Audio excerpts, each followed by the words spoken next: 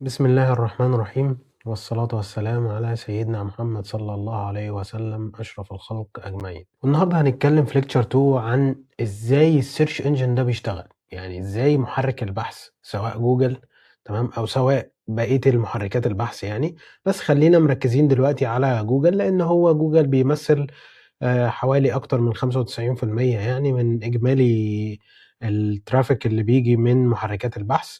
دلوقتي الدنيا زادت شوية في بينج عشان موضوع ال AI والكوبايلوت بتاع مايكروسوفت، وحصل انتجريشن يعني في القصة دي. فخلينا بس نرجع لمرجعنا ونشتغل جوجل as a ranking factor. تمام، لأن كل محرك ليه ranking factors أو ليه متطلبات عشان تظهر فيه، سواء في الصفحة الأولى في النتائج الرقمية اللي بتظهر قدامك زي ما انت شايف كده.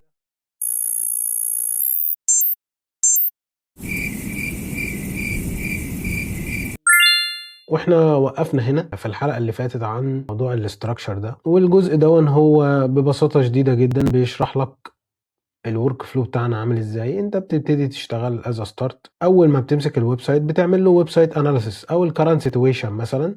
بعد كده الكرنت سيتويشن ده بتلاقي المشاكل دي سواء كود سواء ديزاين سواء يو اكس سواء ويب سايت سبيد كونتنت بروكن لينكس واذر تك ايشو. كل الكلام ده بتحاول ان انت تصلح المشاكل دي عشان تبتدي تبقى في الحته دي انت سليم. بعد كده بتعمل حاجه اسمها كومباتيتور اناليسيس. الكومباتيتور اناليسيس ده انت بتشوف المنافسين بتوعك واصلين لمرحله عامله ازاي، ايه الكلمات اللي بيظهروا فيها او ايه الباك لينكس اللي واخدين منها لينكات. وهنعرف بعد كده اللينكات دي عباره عن ايه، دو فولو ولا نو فولو. تمام، هنعرف اللينكات دي تاثيرها كمان على الويب سايت عامل ازاي. تمام. طيب بعد ما بنخلص مرحله الكومباتيتور اناليسيس بنخش على الكيورد ريسيرش او الكيورد اناليسيس. بنعرف الكلام ده منين؟ عندك طريقتين. الطريقه الاولانيه ان انت زي ما انت شفت كده الكومباتيتور اناليسيس بيديك يعني زي طريق كده تبتدي تمشي عليه وتبتدي تاخد الكلمات اللي ليها علاقه بالسيرفيس او بالبرودكتس اللي اللي العميل عندك بيقدمها او الشركه عندك بتقدمها. وبعد كده بيبقى في حاجه اسمها نوليدج بيز بالنسبه مثلا للهيلث كير سيكتور. بيدي لك بيقول لك مثلا والله احنا بنعمل العمليه دي بالطريقه الفلانيه، الدكتور دون بيعمل او بيأدي في خدمات 1 2 3 4 5 6. تمام، واحنا عندنا اجهزه اسمها 1 2 3 4 5 6 والتكنولوجي اللي احنا بنستخدمها 1 2 3 4 5 6. تمام، فدي بتسهل لك كتير قوي في عمليه الكي وورد ريسيرش بتاعتك. وبعد ما بتخلص كي وورد ريسيرش بتطلع شيت كده، وبعد ما تخلص الشيت بتبتدي تعرض على البروجكت اونر بتاعك والله دي الكلمات اللي احنا طلعناها هل هي تمام ولا فيها مشكله. بيبتدي يعلم لك يقول لك الهاي بريوريتي بتاعتي في الحته دي وخلينا نخش دي وخلينا نشتغل على دي. وانت برضك بتقول له انت ليه حطيت دي هنا، ليه احنا هنشتغل ابر فانل ولا ميد فانل ولا بوتوم فانل. كل الكلام ده هنعرفه بعد كده، نحاول نغطيه يعني ان شاء الله.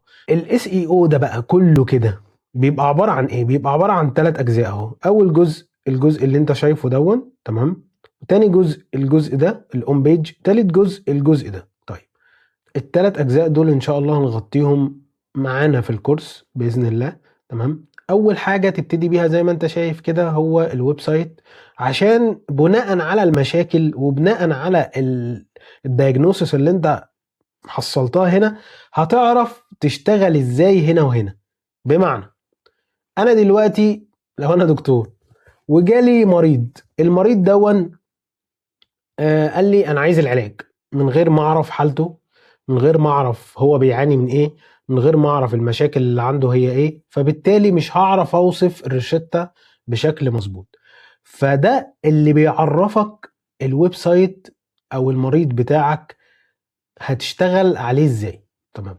طيب نرجع بقى للأون بيج. الأون بيج دون بيبقى فيه حوالي 200 فاكتور. تمام، ولغايه دلوقتي الفاكتورز دي عماله يعني بتطلع وبتنزل بناء على التجارب وبناء على الدوكيومنتيشن اللي احنا شفناها وبناء على الدوكس اللي جوجل كاتباها المديولز بتاعتها. يعني الاون بيج دي بتبقى من ضمنها الميتا تاج من ضمنها الايمج والانكر اوبتمايزيشن، من ضمنها اليو ار ال والهيدر اوبتمايزيشن، من ضمنها السايت ماب، من ضمنها الروبوت تكست، من ضمنها بعد كده بقى تخش على موضوع الاوف بيج اوبتمايزيشن، من جيست بوست كامبين، من دايركتوري، من كلاسيفيد ادز، من ارتكل، من سوشيال ميديا بوك مارك. خلينا بقى نخش على ايفالويشن. بعد كده بنشوف الويب سايت ككل عامل ازاي، سواء ليدز او كول او ايا كان بقى الاوبجكتيف اللي المستشفى او العميل او الدكتور بيدور عليه. وبعد كده بقى الستاتس ريبورت او الايه مانثلي ريبورت اللي انت هتعمله. هنا بقى تعريف بسيط للاس اي او. تمام. الاس اي او هو عبارة عن ان انت بتعمل اوبتمايزيشن عشان الويب سايت بتاعك يطلع فيه نتائج مش مدفوعة، اورجانيك يعني. تمام. والاس اي او زي ما احنا شرحنا قبل كده ان هو عبارة عن تكنيكال واون بيج، تمام، واوف بيج. طيب بعد كده فريم ورك ده فعال جدا، هو ام او اس اي او. تمام. طيب الام ستاند فور الماركت انتنت، لازم تفهم الناس بتدور على ايه فعلا، مش الكلمه المفتاحيه بس، لكن النيه بتاعت البحث نفسها. طيب نيه البحث دي بقى معناها ايه؟ معناها بكل بساطه، نخلي مثل عام قوي. انا دلوقتي بدور على كتاب اسمه الاب الغني والاب الفقير مثلا. لو كتبت انا سعر كتاب الاب الغني والاب الفقير مثلا، تمام، ده كده معناه ان انا بدور على سعر، معناه ان انا عايز اشتري الكتاب ده. طب لو كتبت ملخص كتاب الاب الغني والاب الفقير، ده معناه ان انا بدور على معلومة، مش بدور على سعر الكتاب او نية شراء. فدي تخلي بالك جدا وانت بتعرض الكلمات دي، ان انت مش هدفك ترافيك بس، الهدف بتاعك ان انت تحقق الاوبجكتيف بتاع العميل. الاوبجكتيف بتاع العميل مثلا لو قال لك انا محتاج مبيعات، فانت هتروح تدور على الحاجات اللي ليها علاقه بالسعر. تمام. لو واحد تاني قال لك لا انا عايز اعمل براندنج واويرنس، وتدور على الكلمات اللي فيها انتشار اوسع والفوليوم بتاعها اكبر. تمام. طيب بعد كده الاوبتمايزيشن. طيب ان انت تظبط الصفحه والمحتوى تقنيا، ده بيبقى عبارة عن ايه؟ زي ما احنا اتكلمنا قبل كده، اللي هو الاون بيج اوبتمايزيشن، اللي هو التايتل والاتش 1 والانترنال لينك والسكيما والسي تي ار، حاجات كلها داخليا جوه الويب سايت، واليو اكس. كل الكلام ده هنعرفه ان شاء الله بالتفصيل في بقية الكورس يعني. السيجنالز بقى، السيجنالز دي هنا الاشارات او الاوف بيج بشكل عام، سايتيشن، باك لينك، براند منشن، ريفيو، انجيجمنت، الاي اي اي تي. هسيب لكم لينك كنت بشرح بالتفصيل ايه هو الاي اي اي تي وقد ايه هو فاكتور مهم جدا في 2026. طيب الاكسبيرينس، ودي برضك حاجه مهمه جدا، لان الاكسبيرينس بتاعت العميل لو دخل وما عجبوش الويب سايت زي يو اكس، لقى اللودنج تايم بتاعه في وقت كبير قوي عقبال ما يفتح له الويب سايت، ايه اللي هيحصل؟ الراجل ده هيعمل حاجه اسمها باونس ريت. الباونس ريت ده معدل الارتداد الزائر. ده بيعمل ايه؟ ده بيدي اشاره كده لجوجل، بيقول له ان الويب سايت دون ما فادش العميل ده. ده معناه ان هو مش هيرشحك في التوب 10 اللي موجوده زي ما اتفقنا قبل كده، اللي هو السيرب، اللي هو سيرش انجن ريزلت بيج. ده معناه ان انت ما بقتش موجود. فمهم جدا جدا الاكسبيرينس بتاعت العميل، لان انت هنا عمال تعمل كل ده عشان تجيب العميل.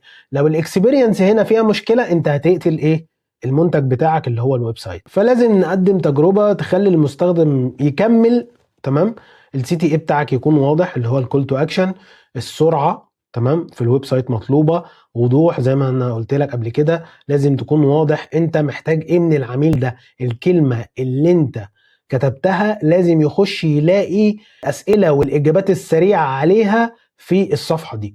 واهتم جدا بالانسر فيرست، عشان ده هيرشحك في ال AEO اللي هو الانسر انجن اوبتمايزيشن، او ال AI overview، ال GEO اللي هو الجنريتيف انجن اوبتمايزيشن. كل الكلام دون لازم تجاوب على العميل في اول سطرين 3، وتخليه بقى بعد كده يكمل بقى بطريقة الكونتنت كرييشن.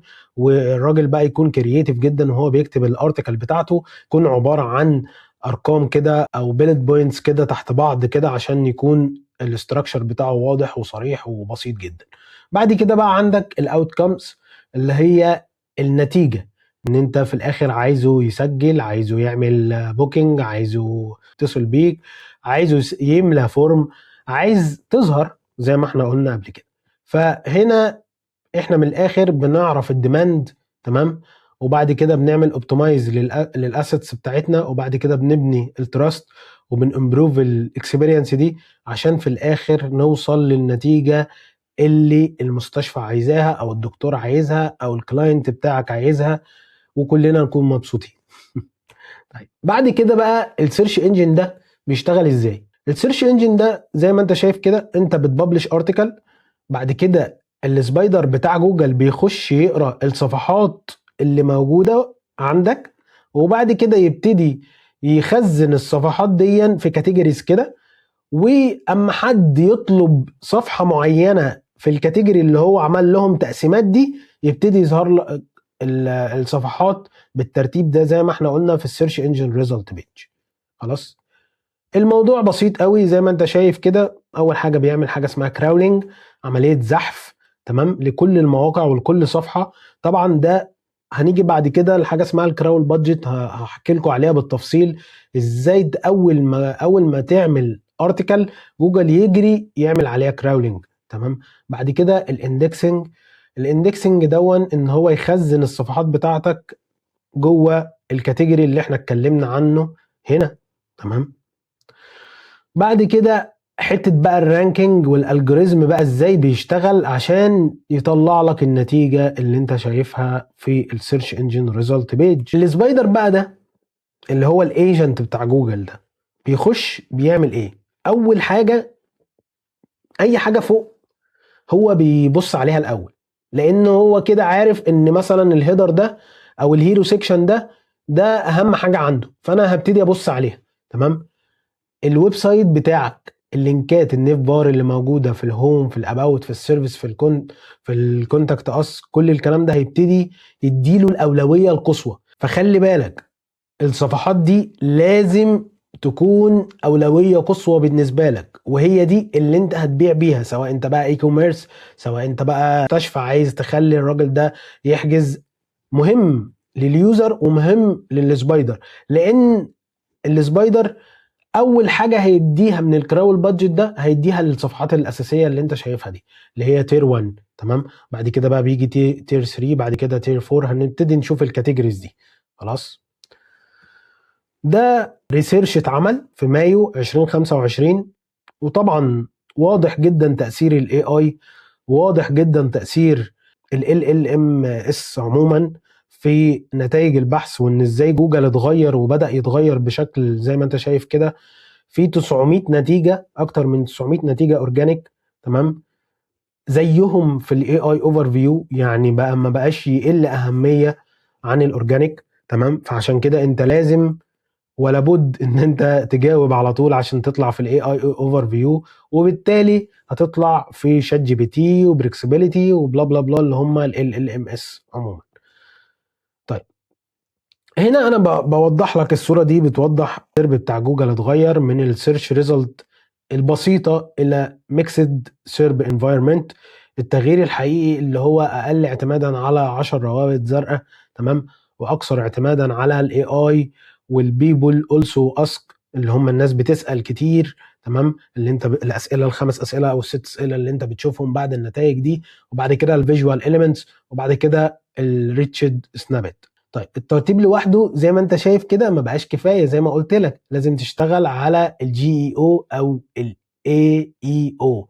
طيب وعشان تشتغل على الجي اي او دي، ابسط الحاجات اللي انت ممكن تشتغل عليها اللي هي الاف اي كيو، الستراكشرد كونتنت اللي احنا اتكلمنا فيه، والسكيما، وان انت تسبورت الفيديو عندك عشان تحسن النتائج وتظهر برضك في الفيديوز سيرب يعني، وتعلي السي تي ار، تعمل سي ار او يعني، تحصل على افضل نتيجه ممكن. الاي اي اوفر فيو هنا انا جايب دوكيومنتيشن من جوجل سيرش سنترال بيقول ان الرانكينج فاكتور هما الاثنين خلاص بقوا واحد. وخلي بالك الكلام دون في 2026، تمام. السلكشن بيهيفير هو اللي بقى ديفرنت، هو اللي بقى مختلف، تمام.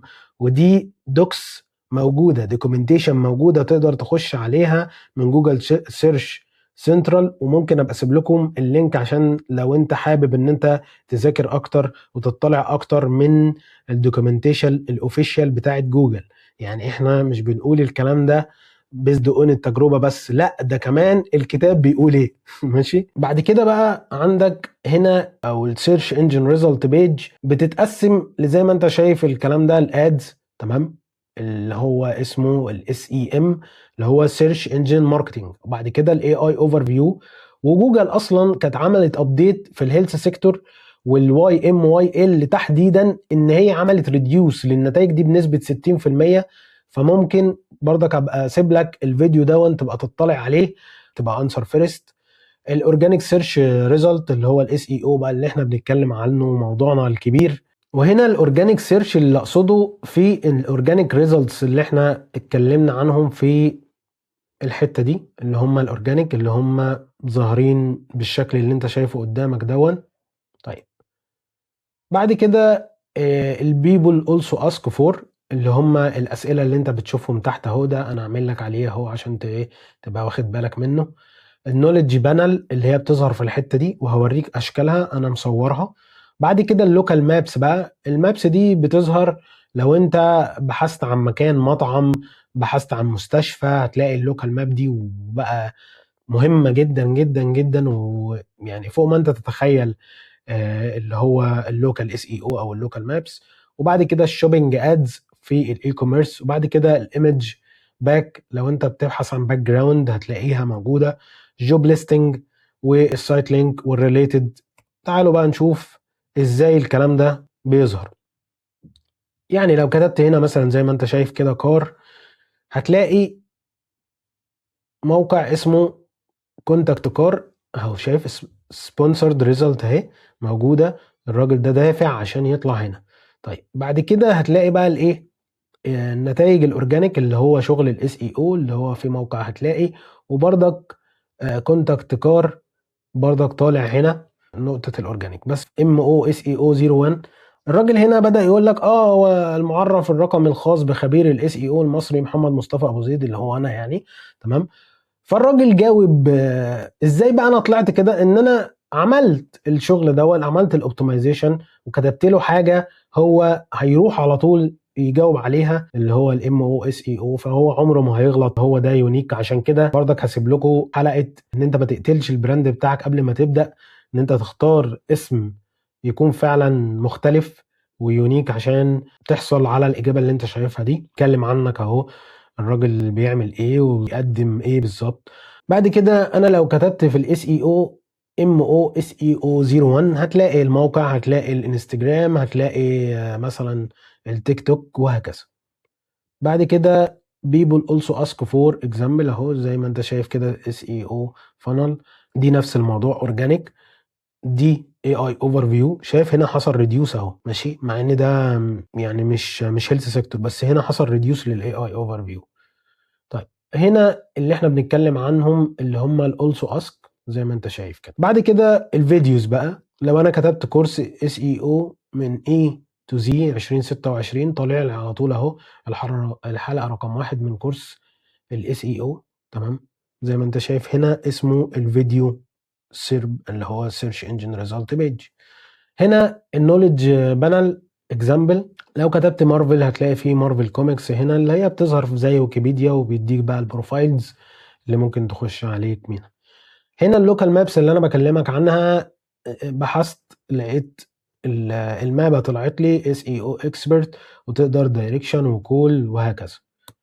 بعد كده هنا الشوبينج اد اكزامبل، لو كتبت لابتوب زي ما انت شايف كده بيظهر لك النتائج. وهنا برضك باك جراوند الايمج باك، انا بوريك بس الشكل. وهنا الجوب ليستنج، لو كتبت الاس اي او سبيشاليست في مصر هتلاقي النتائج ظهرت لك، وممكن تدور وتبحث عن الوظائف مش في لينكد ان بس، ده هنا بقى هيجيب لك كل حاجه. طيب وبعد كده هنا برضك نفس القصه اللي هو السايت لينكس، اللي هو لو كتبت هنا مارفل هتلاقي تحت بقى موفيز وكوميكس وهكذا.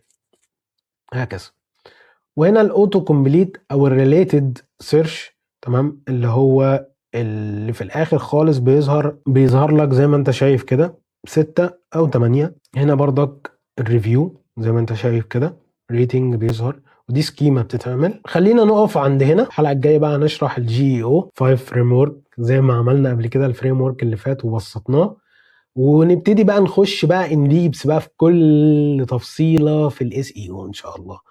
اتمنى ان شاء الله اكون افدتكم ولو جزء بسيط. ولو انت وصلت لغاية هنا لازم بقى تعمل لي بقى سبسكريبشن وتفعل زر الجرس والحاجات دي الجميلة دي. اشوفكم على خير ان شاء الله يوم السبت اللي جاي.